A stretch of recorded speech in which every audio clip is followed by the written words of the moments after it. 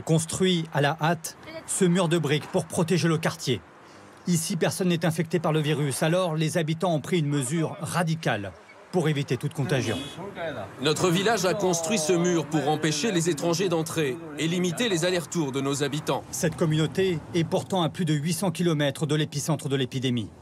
À l'entrée ces bannières, il est écrit « Aucun étranger autorisé ». Village après village, ces tonnes de gravats déversées à même le sol pour couper la route. Ou ces vélos enchaînés devant l'entrée d'une résidence. Les citoyens ordinaires prennent en main leur sécurité et se barricadent avec les moyens du bord. C'est nécessaire, on ne peut pas ouvrir à quelqu'un si on ne sait pas d'où il vient. Si on laisse entrer une seule personne infectée, tout le village pourrait s'écrouler. On ne plaisante pas avec ça. La campagne coupée du monde et la mégalopole de Pékin déserte.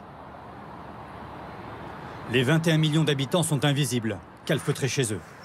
La Chine tout entière semble en quasi-quarantaine. La Corée du Nord a été le premier pays à fermer sa frontière. Suivent la Mongolie, le Kazakhstan et la Russie depuis hier.